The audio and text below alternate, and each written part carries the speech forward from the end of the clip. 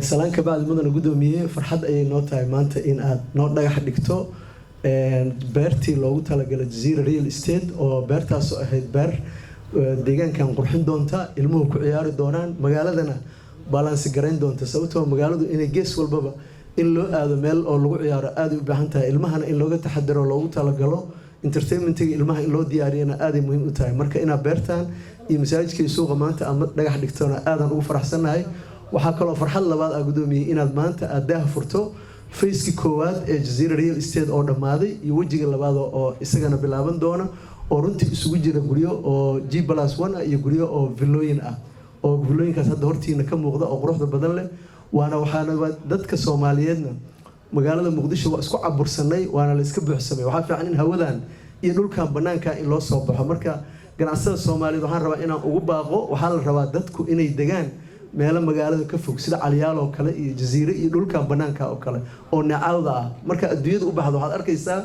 guri 5 kilomitir ka baad guri kaliis meel ku yaal oo qasri ah sida adduunka loo degana waa saas oo kale marka aadan ugu mahadcelinaynaa shirkadda Jazeera Real Estate iyo bangiga IBS oo runtii barnaamijkan fuliyay oo quruxda badan leh oo design cusub iyo naqshad cusub iyo deegaan cusubna dalka iyo dadka ku soo kordhiyeen aad u mahadsan yihiin waxay kaloo ku mahadsan yihiin waxaan xasuustaa Jazeera Real Estate intaysan bilaabin wadada laamiga waxay ku ekeyd meesha maxaan ku raaddaa ciidamada 1 kilomitir ayaga iskood u dhisay oo kaligood dhisay ilaa ay meeshan ka soo gaarsiiyaan kadibna waa la soo sii dhiibay iyadana waxay tahay investmentiga qayb ka mid ah dadka dalkana waxbay u tareen deegaankoodana waxbay u tareen arintaasna waxay muhiimad gaar ah waa barnaamijkii oo gudoomiyaheena oo ku dhawaaqo ahayd ku dhisa dalkaaga $1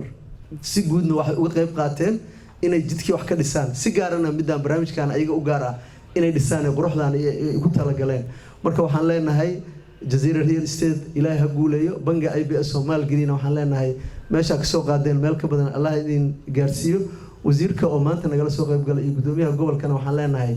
aadan ugu faraxsanahay inaad dhiirigelisaan ganacsatada Soomaaliyeed horumarka ay sameynayaan sababtoo ah disaan loo garab istaago ganacsatada waa tartamayaan waana ku dhiiranayaan markaas marka dambaysa waxaan rajaynayaa marka in dalkeena diin cafintiina waa timid dalkuna waa dhisbi doona investment fara badanna waa imaana marka waxa la rabaa intaan ajnabigu imaan ina anagu dalkeena aan maal gashano si ajnabigu oo ugu soo dhiirado dalkeena marka meelihii aan ku soo